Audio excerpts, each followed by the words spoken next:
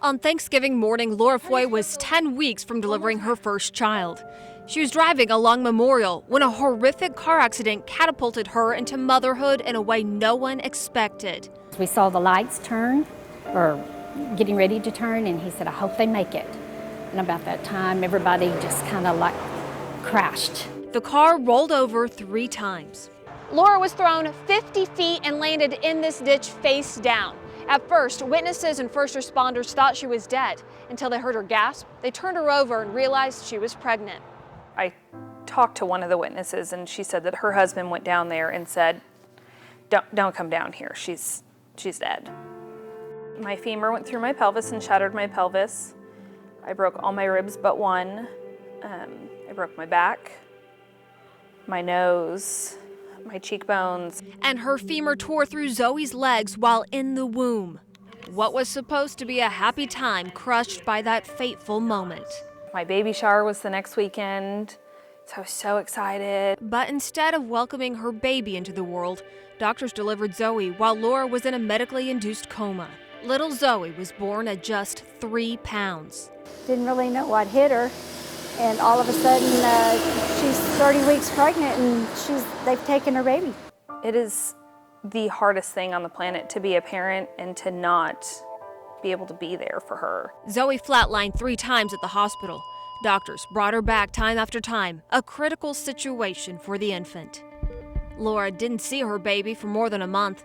Her nurse connected that call.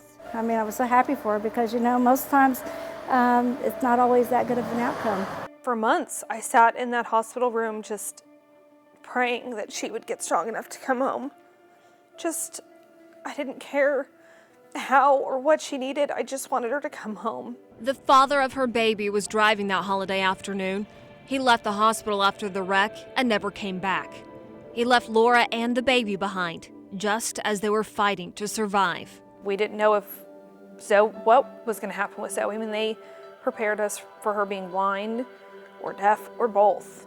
Laura found strength in a friend, Vincent, a firefighter with a big heart. When I woke up, he was there, and he never left.